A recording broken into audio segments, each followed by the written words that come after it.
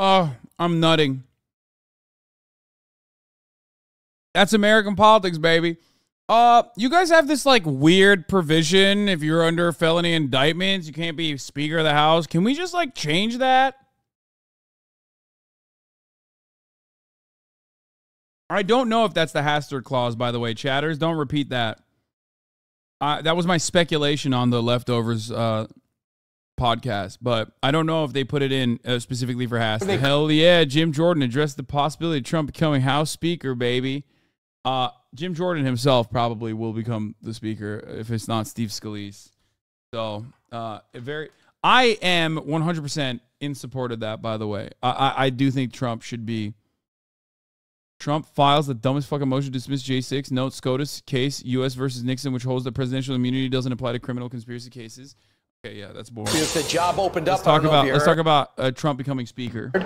He's now in the exclusive interview with Congressman Jim Jordan. Congressman, great to see you. You were on the fence the night of the ouster. What changed your mind to say, I want to be Speaker? You need someone who can unite the conference, and I think just as importantly, unite the conservative and Republican movement across this country. That's what I think I can do. That's why I'm running for the job. I like the job I had. Chairman of the Judiciary Committee, chairman of the Select Committee on the Weaponization of Government, doing the work there. But I do think we have to have someone who can bring our team together. I think I'm best equipped to do that. The 8 people who voted in a way that I disagreed with, we got to bring them into the fold. I think I'm best equipped to do that so that we can then go do the things we told the American people we would do for them. And the first thing I would focus on, the very first thing I would focus on is one sentence: no money can be used to process or release into this country any new migrants. You have to change the equation. You have to stop what's going on there in Texas and across our country. That is the first bill we should do. Attach that to a spending bill and get that done for the America. And everyone knows this is the central issue. Eric Adams, the mayor of New York, is in Latin America as we speak because this problem is so big.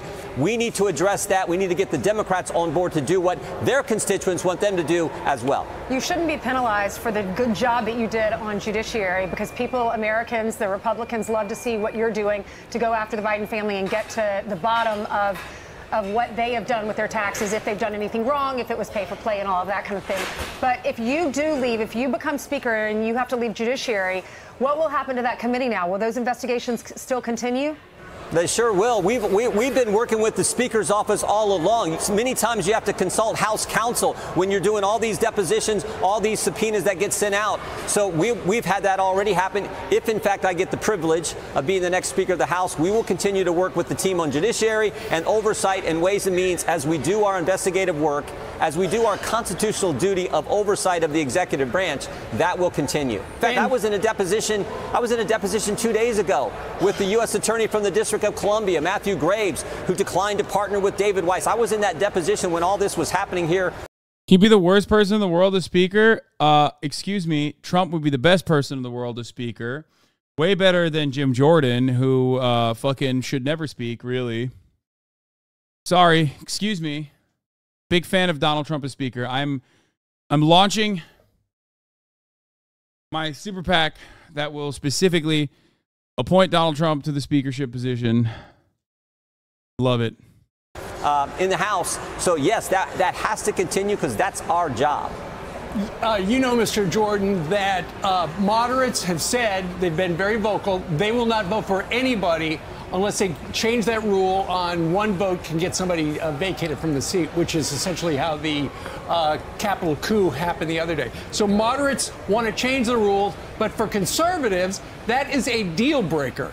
So, and there is, I was reading this morning in Axios, I believe, there is expectations are at rock bottom that the civil war between the many factions of the Republican Party can be fixed by next week. Well, we have to fix it. And I said this on the House floor on January 3rd when I nominated Speaker McCarthy. I said it a couple days ago. Any differences that exist in the Republican Party pale in comparison to the differences between us and the radical left, which now unfortunately controls the Democrat Party. We had better stick together. We had better come together to fight for the things that make our country the greatest nation ever and the things the American people elected us to do. Again, I think I can do that. If the conference wants that rule changed, if I'm Speaker, I'm not going to go to Democrats to get that done. No way. We will have to decide as 222 Republicans, are we going to change that? That's the only way it gets done if that's what the conference wants. So that's something that has to, again, you have to bring the team together. That's what we have to focus on so that we can help the American people and do what we said we were going to do. Lawrence? Yeah.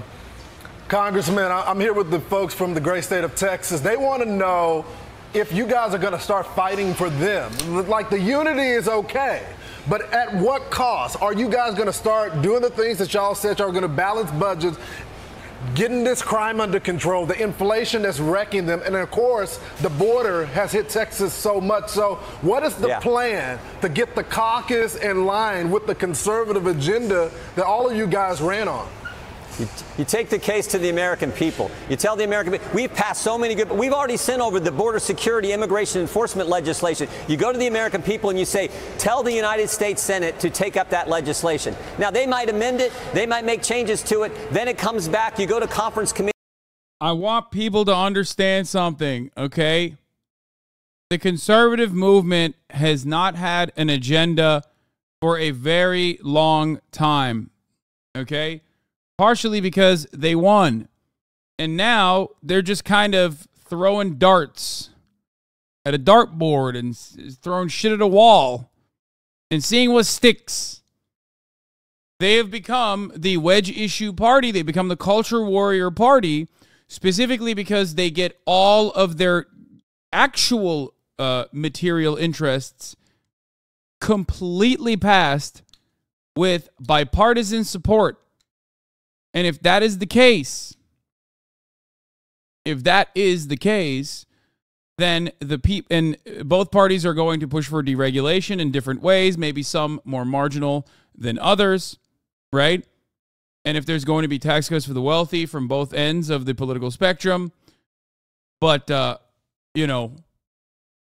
one side is pushing for more stringent protocols on like fucking harming migrants and taking away civil liberties, making sure that like black people can't ever vote. And the other side is simply saying, that sucks, actually. Let's not do that. Then, yeah, people are inevitably going to be like, oh, this shit again, dude. I don't give a fuck about like the 8 trans 14-year-olds that want to like attend a swim meet in the entire fucking state. Shut the fuck up. Shut up. Like, shut the fuck up. Food is too expensive. Shut up. Housing is too expensive. College is too expensive. Car payments are too expensive. Gas is too expensive. Shut the fuck up about trans people. Shut the fuck up is what people who are otherwise Republicans will say. Okay? That's it. That's the reality. Unchanging, like the top of the hour ad break. Or the price you need to pay to avoid the top of the hour ad break, which is $5 or free, as a matter of fact, as long as you subscribe with a Twitch Prime. You can also get gifted a sub if you're lucky. Here's a 3-minute ad break now. I think that was smooth. Anyone that says no is a hater and a liar and a cheat. Here's the 3-minute ad break now. And then you have a final package that you vote on. That's how our system works. But we got to take the case to the American people so they put the pressure on the United States Senate to do their job and get past the things that we need to get past. And in divided government, we're not going to get everything, but we have to go fight for what we want so we get most of what we want or part of what we want. But right now, we're not getting any of that because they won't take up the legislation. They won't do their job. So that's how our system works. The greatest system ever. It's cumbersome, but it's the best. Let's use the system that we have, our government system, our legislative system, to get those things done. We've already sent it there. Take up the bill, Chuck Schumer. Deal with the legislation, send it back to us, and we'll figure out the differences and get something done for the American people. So Thomas Massie, Darrell Issa, Mike Carey have all said they're going to support you right off the bat.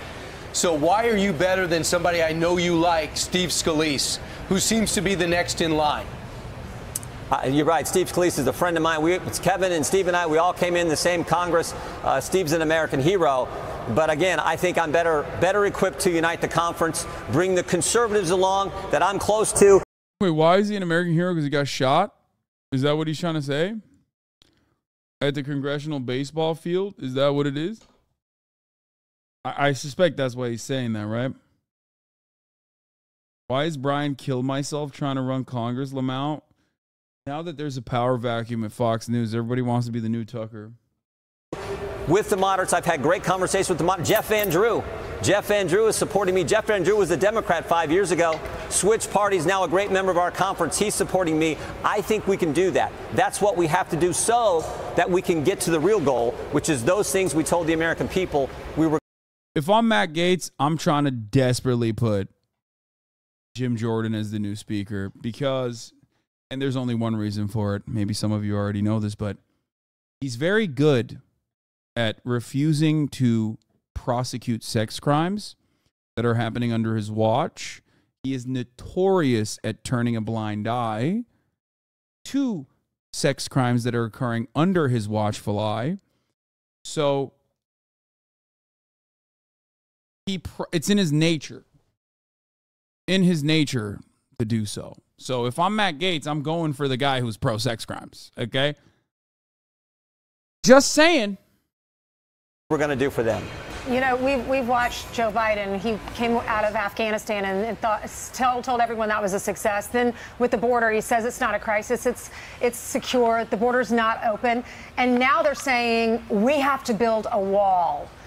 They ran on never building a wall. We will not build a wall. And this morning, you have his team, Mayorkas, is saying there's an acute and immediate need to construct physical barriers and roads to prevent unlawful entries. Why change his tune now? Because Democrats are telling, because the problem is so severe, the problem is so serious, they're now doing the right thing. They're now doing what President Trump said we should have been doing all along, what we were doing. So that's how bad this situation is. And again, if we can pass the legislation that I think fundamentally changes the equation, when we say you cannot use American tax dollars to allow any more migrants to come and you stop the problem, and then you deal with what's happened already, that's how you fix things. And so that's what we need to do. Well, let's talk a little bit about aid for Ukraine, because there are a number of conservatives who say in your conference that they will sink any candidate for speaker who does support aid for Ukraine. So where are you on that? I've been clear all along. Why should we be sending American tax dollars to Ukraine when we don't even know what the goal is? No one can tell me what the objective is. Is it some kind of negotiated peace? Is it driving them out of the eastern Ukraine? Is it driving them out of Crimea, which they've had for 10 years now, or they took during the Obama administration?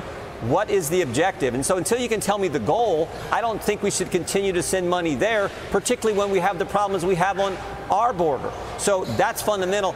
I just think that's front and center. And then second, how is the money that's already been sent, how has it been spent? Right. What kind of waste is going? Those are two fundamental questions that I think the American taxpayers want to know the answers to before they send any more of their hard-earned money there. Particularly, you're sending money there to protect Ukraine's border when we got the situation we have on our border. So those are the fundamental questions that we should get answered before we even think about sending more money. Lawrence?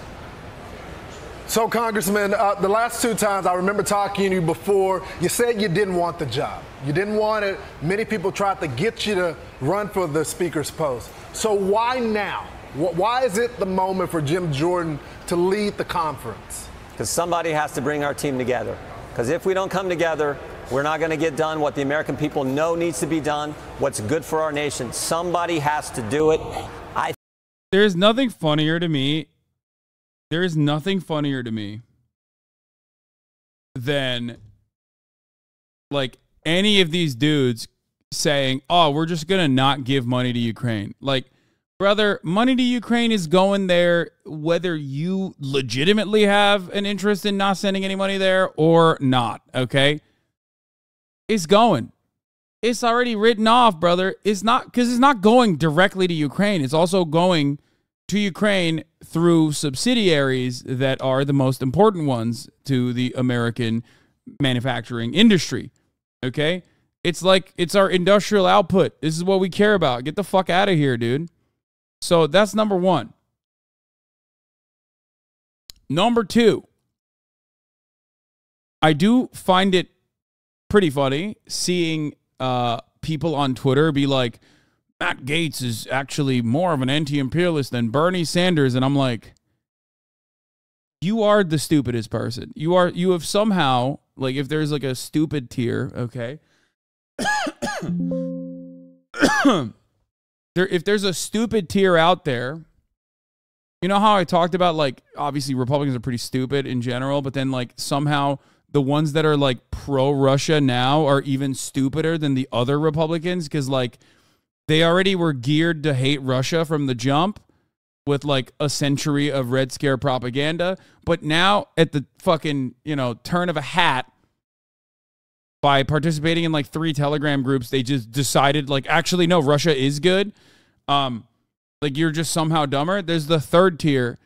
The guy who consistently looks at Republicans who say that they're war hawks. I mean, sorry, I can't even get it out of my fucking mouth. Republicans who say they are peaceful doves, okay, and believes them and takes it at face value.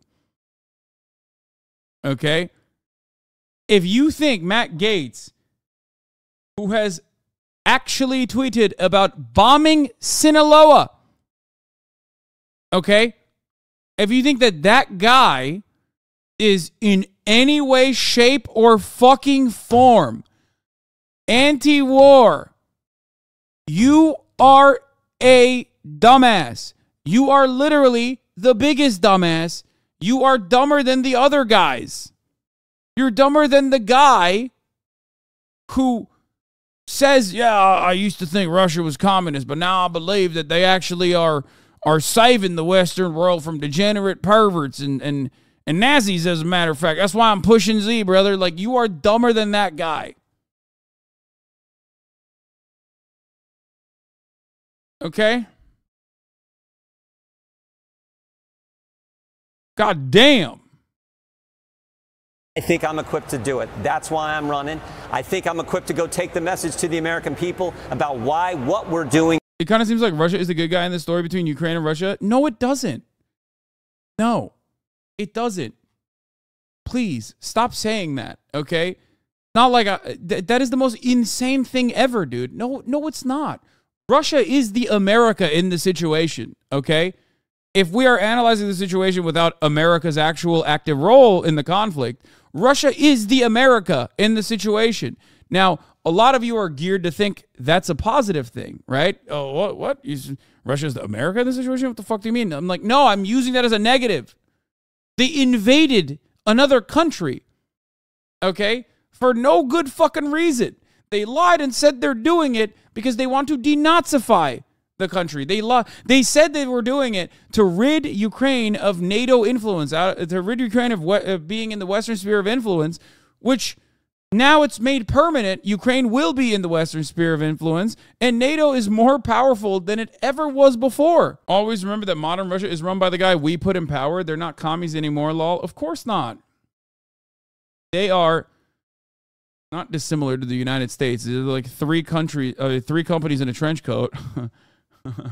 That's a stupid way of putting things. To your uncle's point, you push potential support with such rhetoric. What rhetoric?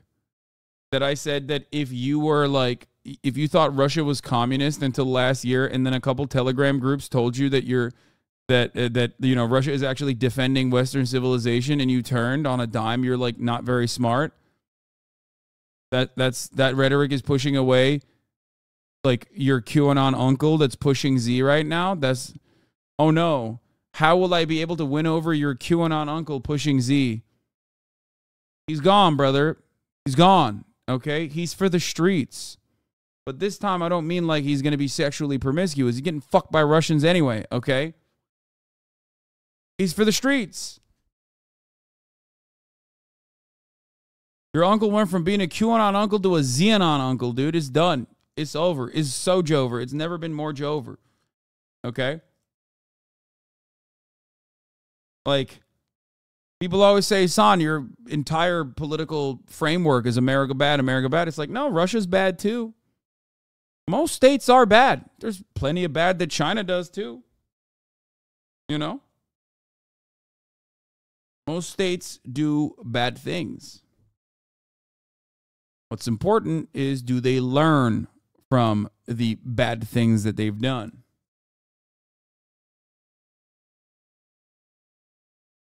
Is so darn important. It's really, those are the two fundamental questions. Who can unite the team, and who can go take our message to the people? That's what this election's about, and I hope my colleagues will support me. And that's what I'm asking and talking to them with all day long. So much so I'm already starting to lose my voice. All right, so Congressman, let me ask you a scenario. You're trying to get these you become Speaker next week. The appropriations bills aren't done. The deadline is here. Do you do a deal to keep the government open for an additional CR? Oh, yeah, no. When I said Matt Gaetz said he wants to bomb Sinaloa, you know, I wasn't kidding. Like, he did say that. Like, that's our peaceful dove chat.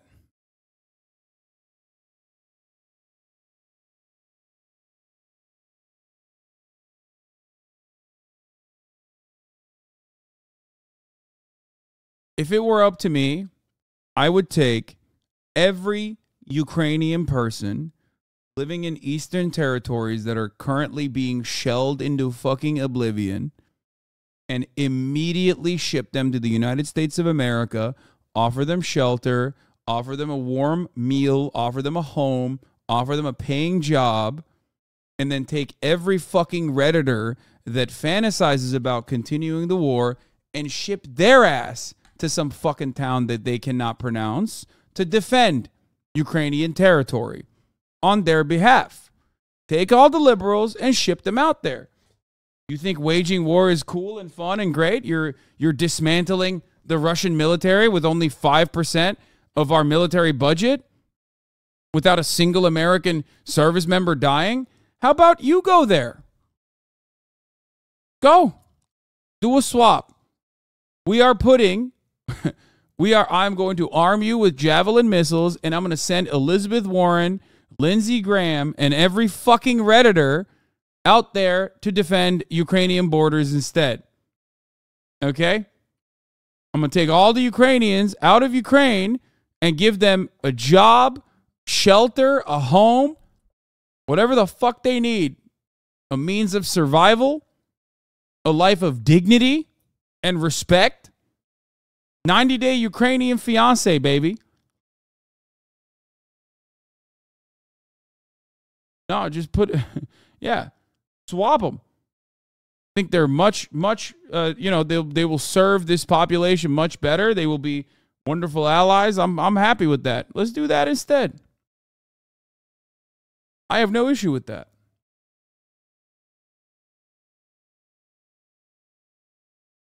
Then they can come back and have a newly found perspective on how continuation of war and tossing people into the war machine like they're goddamn gears and a cog and a machine is maybe a little callous. Our indifference is really frustrating.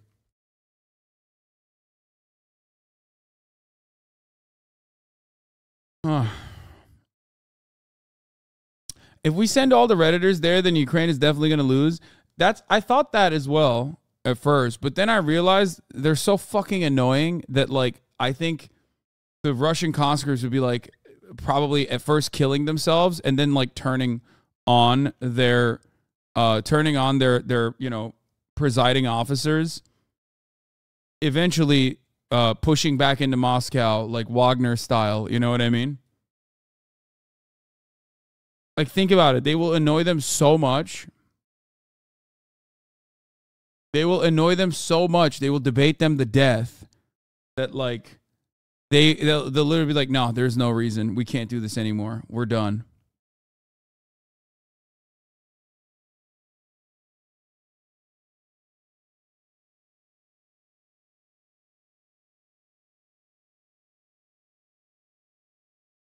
HasanAbi hates Reddit because he's the personification of all Reddit lefties. I don't even know what that means. Like, what are we talking about? Like, what's a Reddit lefty? I don't think you know what that means. I'm sure you have something to follow that up with. Yeah, it's bait. Okay, got it. Yeah, I'm a very Reddit lefty. You know, China is a red fash, that sort of thing. I saw a really funny video this morning. Hold on, where the fuck was it? Do you feel the effects of... God damn it, where? Hold on, I gotta sift through my likes here. I think I liked it. Oh, here. I'm sad. Do you feel the effects of alcohol when you... Look at this clip, dude. I am sad to announce that the United States, bastion of communism, have decided that China is not socialist enough. In order to fix this, we will seek advice from the Western ultra-left, who neither understand our conditions nor have any experience in producing a successful revolution, except the one from 250 years ago where they broke away from Britain because they wanted more slaves and fewer taxes. I have hired as my new foreign policy advisor this white guy from Twitter who called me a red fash once.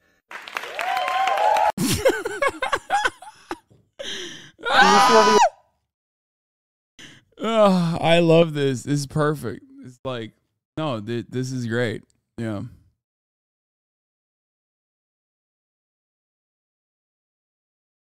Why is it H. John Benjamin? I don't know. It does sound like H. John Benjamin, though. His English is impeccable. Yeah, he learned it. To be a better socialist, he learned English.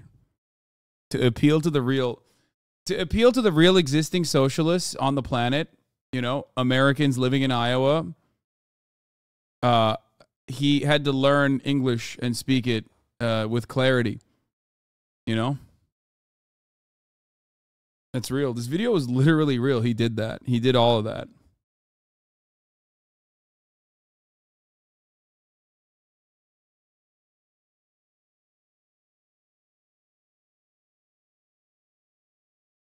You learn English by watching American TV. Bob's Burgers, just like you. Yeah.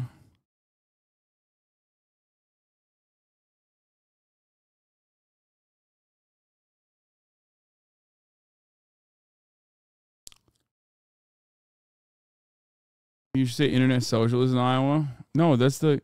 Listen, man, I'm telling you, all the real existing revolutionary figures happen to live in the imperial core, okay?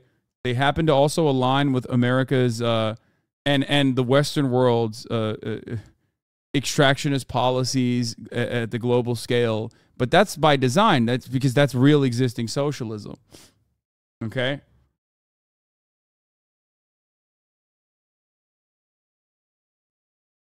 That's how that works. You're silly. You're a silly Billy.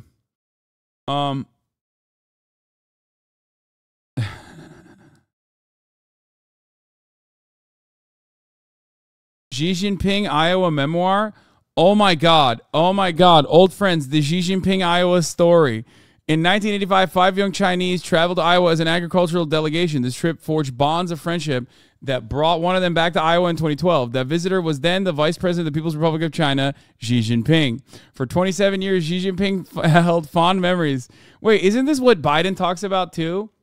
This is like the famous Biden story, right? Chat, is this the famous Biden story where he says like, or no, was that in China? Fuck, I think that might have been in China where he talks about like how him and Xi were hanging out on trains and stuff. No, that was I think that was Biden in China, yeah. Old friends, the Xi Jinping Iowa story illustrates the personal journeys of Iowans and the Chinese. Iowans and Chinese? As they first traveled to each other's countries from 1979 through 2015. Sarah Land has been a catalyst in building people-to-people relations between these two countries. Because of her involvement in both visits, she was asked by the 1985 visitors to tell this story. This is the greatest thing I've ever heard in my entire... Oh my God. Bro, this is so fired. That's crazy. That's fucking nuts, dude. Corn and socialism go deep. Soviet Premier Khrushchev was a huge fan of corn, a crop with a capitalist productivity unparalleled in the Soviet Union. In 1959, during his visit to the U.S., he visited a farmer who was an expert on corn cultivation. Oh, brother. Oh, no. Yeah. Are you familiar with the Virgin Lands program in Kazakhstan? Khrushchev's obsession with American corn after that visit destroyed all the farmland and indirectly dried up the Aral Sea. Dude, corn... Okay, if you ban one type of crop permanently, I'm sorry, I want to apologize to the Midwest about what I'm about to say, but corn has been a devastating... I could write an industrial revolution and its consequences on corn alone, dude. Literally, this fucking crop has been so damaging to American development and even the USSR. What the fuck? Why? Wasn't it cotton for the Aral Sea? I mean, maybe. I think it was cotton too, but still, it's funnier to say that corn was the problem.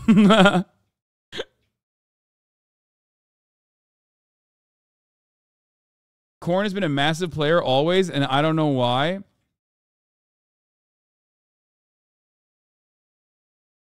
As an Aztec descendant, I resent that.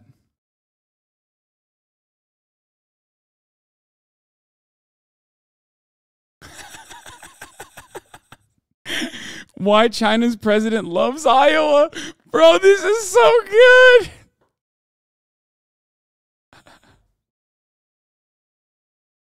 Dude, Xi Jinping wants to maintain normal relations with America, not due to our complicated but very important trade relationship, but because he one day wants to go back to Iowa, dude. This is the funniest thing ever.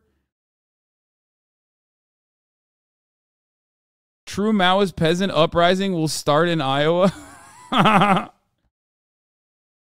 Oh, that's so good. The revolutionary spirit lives on in Iowa, brother. I'm telling you.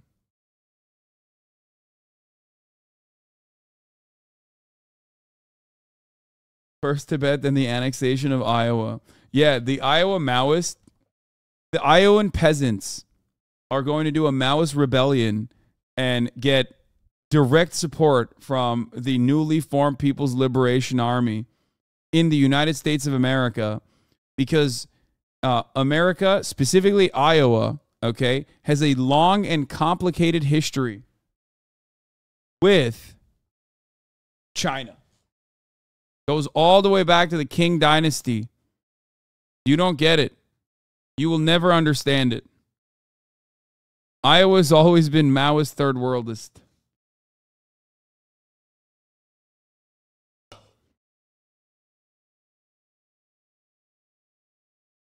We have a CCP-run museum in one of our tiny towns in Australia. Yeah, that makes infinite more sense for Australia, whose economy basically relies on China, even more than America's economy. So that makes a lot more sense. There's also like proximity there as well.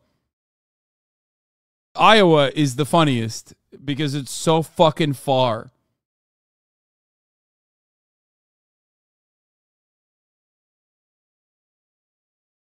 Now you show some fucking respect. My opinion on Iowa went up by a lot. Now that I know, dear leader Xi, he loves Iowa. I love Iowa too in my heart.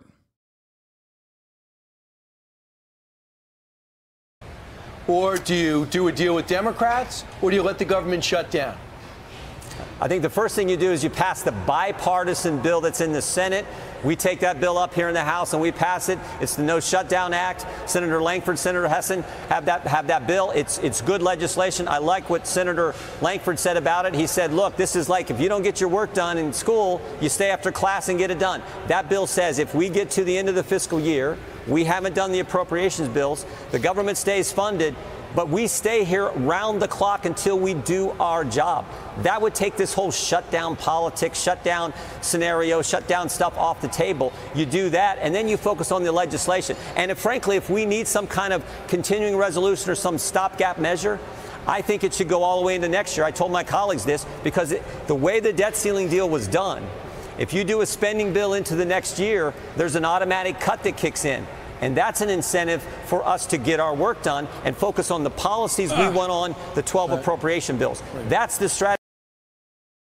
Oops. In my mind, the only strategy that makes sense, and that funding bill that goes into next year, everyone's voted for that. The Senate, 2/3 of the Senate voted for that, 2/3 of the House voted for that. Joe Biden signed it. So that's something everyone supported. If we do that and have that 1% cut hanging over everyone's head, I think that's the incentive to get our work done, get our job done, and let the system work the way it's supposed to. Just quick follow-up. I can't believe you would accept the job without that one vote margin to vacate. It's suicidal. I mean, he had 210 votes supporting him, and now he's out of a job. That's so funny. It's impossible to keep 218 people happy all the time. There's nothing more hilarious than Fox News. Once they're done with shitting on Matt Gaetz, shitting on Kevin McCarthy.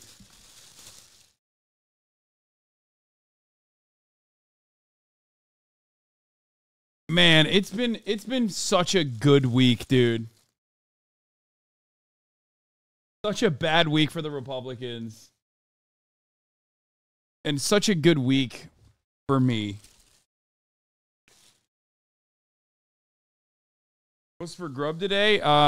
You know, one of my classics, half rotisserie chicken. I always eat it.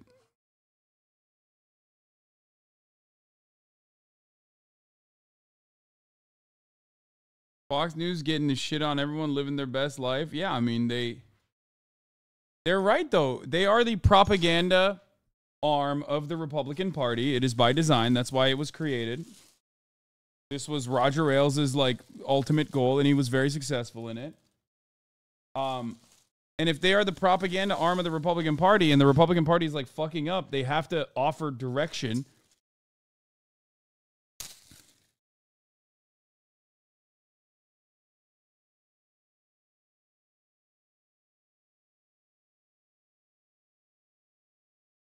Anyway.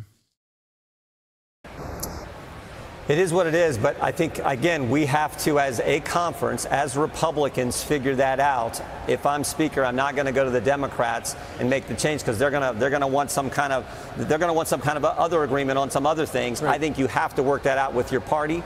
As I've said a couple times, I think I can make that happen if that's where our conference wants to go. You have some people like Congressman Jimenez who's saying unless there is some sort of a reform or a motion to vacate, he's not supporting anyone. But I did want to ask you about President Trump because he did say he's open to being Speaker. He technically could be Speaker, I guess. I mean, you were reading this morning an article that says... Yeah, you guys have a rule that if somebody's facing felony indictments where... What a hilarious thing to have to openly state. Oh, I'm nutting.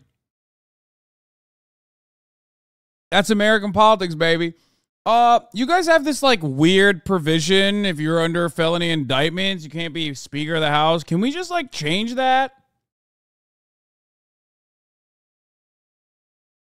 I don't know if that's the Hastert clause, by the way, chatters. Don't repeat that. That was my speculation on the leftovers podcast, but I don't know if they put it in specifically for Hastert. They could go away for more than 2 years. They can't do that. And of course, he's got all sorts of legal peril. He would have to change the rule. I'll have to look it up. The rule. And he posted a picture. It was Donald Trump with a gavel. This is what he said yesterday.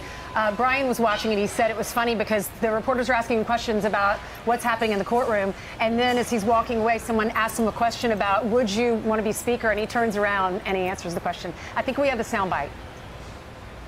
A lot of people have been calling me about Speaker.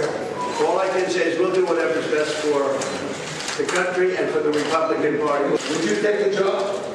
A lot of people have asked me about it. I'm focused. You know, we're leading. I don't know you. I'm sure you don't read too much in the papers. But we're leading by like 50 points for president. You know, my focus is totally on that. If I can help them during the process, I would do it. My focus is on being president, but if they need help with this process, I would do it. And then we'll show you the picture that he posted with the gavel. What's your reaction? I think President Trump wants to be president of the United States. That's what I want. I think he's the best president we've had, certainly in my lifetime.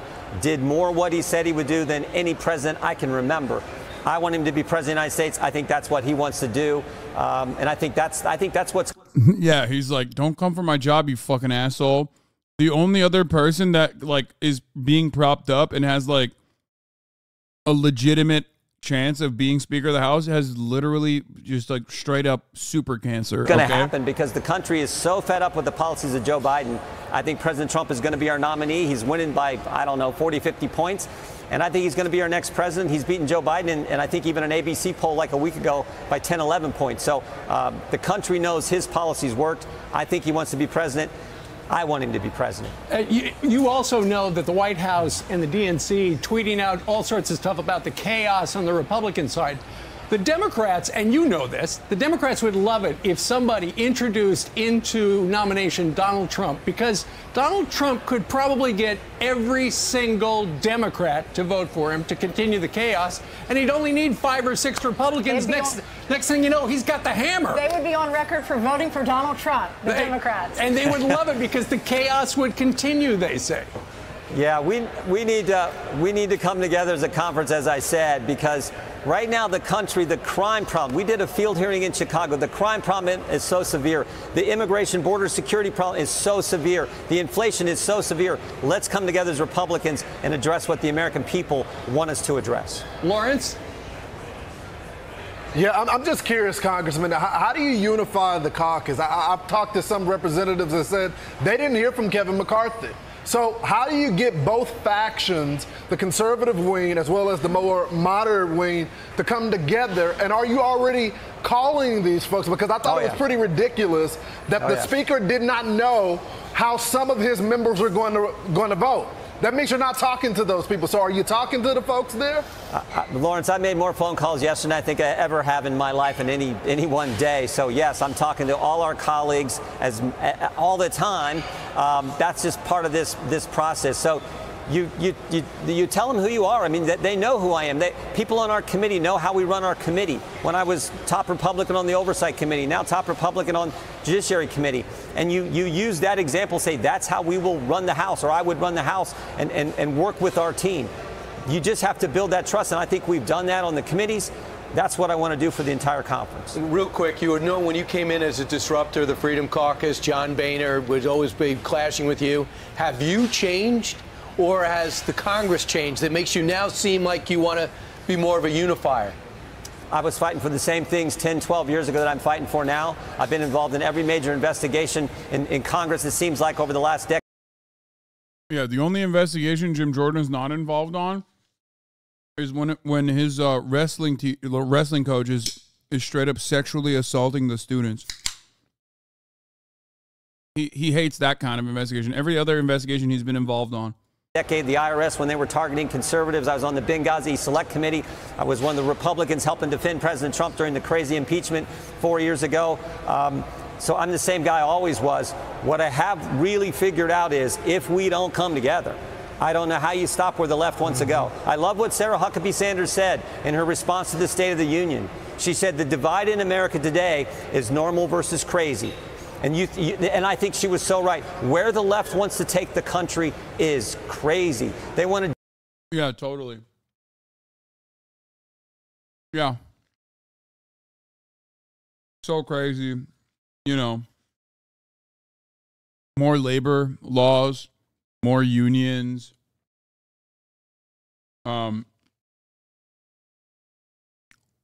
Healthcare for all, free college and technical programs, more manufacturing, a just and equitable transition to renewable energy, public transit, you know, the crazy stuff, all the crazy stuff that I believe in, focusing on rehabilitation instead of incarceration, which has been a demonstrable failure. Yeah. Trying to create a process where people can retire with dignity, fixing the fucking housing crisis, offering socialized housing. Yeah. Forcing the police to do their fucking jobs. In a lot of instances,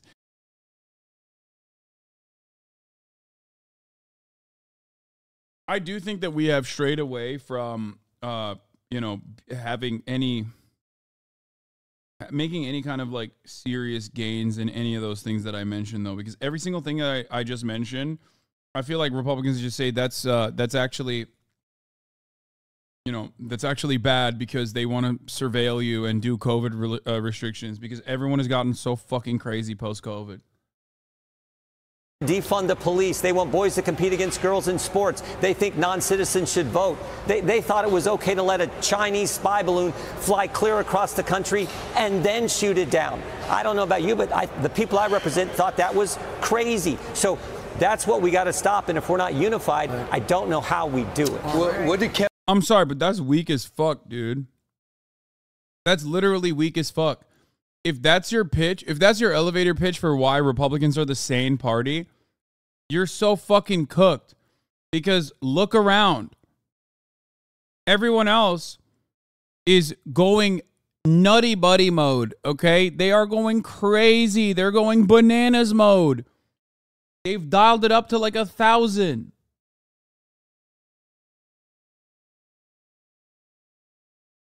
That's so stupid.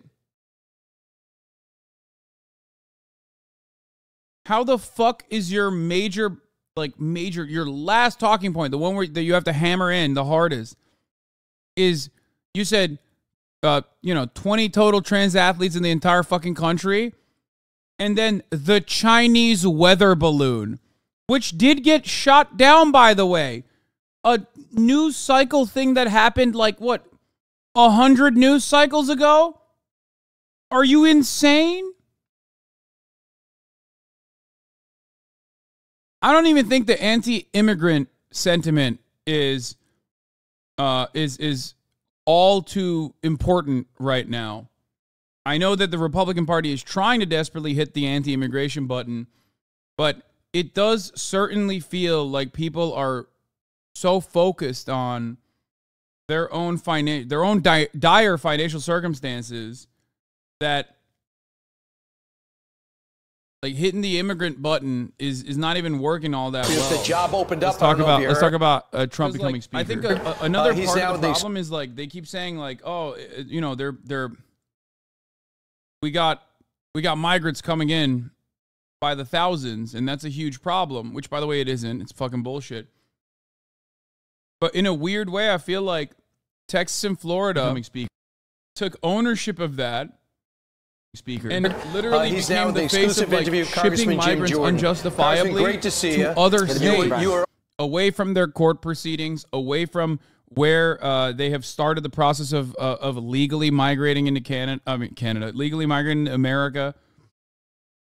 So now it's like, if you're in New York and you're like, oh man, we don't have space for all these immigrants or whatever, then you directly lay the place of blame on the Texas governance, right? I feel like they are the reason why it's happening to you.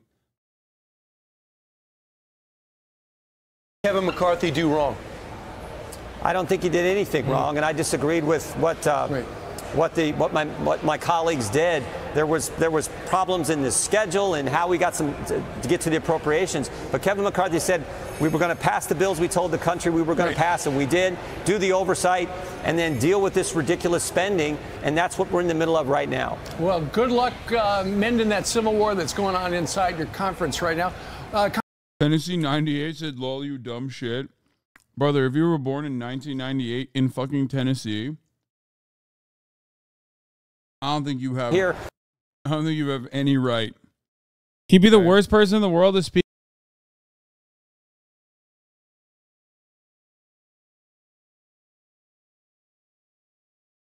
Congressman, thank you very much for joining us live. Good luck. Thank you. Thanks, Congressman. Thank you.